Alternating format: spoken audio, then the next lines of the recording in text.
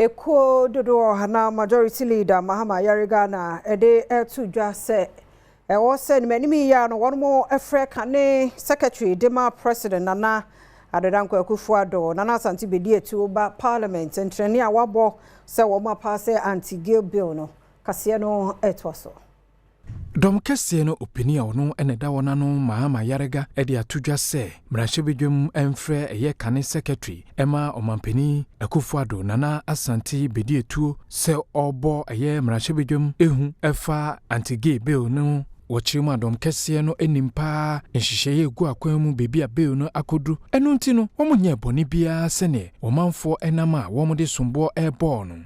His party threatened Parliament not to bring the bill to the presidency. And today, you are sitting here and pretending and behaving as if you are so interested in having the bill enacted. When you had every opportunity in this country to have the bill enacted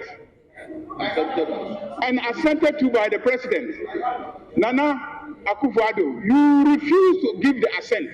Dom kitwa no opinion no eneda wona no Alexander Afenyo Markin enso eboaban ni chipa ewo ye bill no ehun sunsuanso a wo hu behia pa se wo mutimi etene no.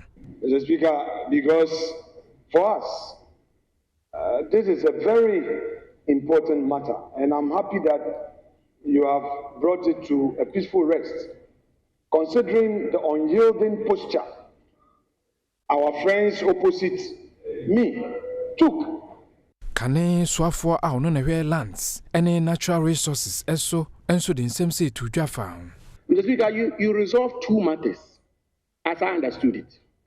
The first one, Mr. Speaker, you resolve the matter of whether or not the bill is pending, which therefore can be assented to by the president. And Mr. Speaker, you guided, you gave the direction that the 8th Parliament dissolve with all its uncompleted acts.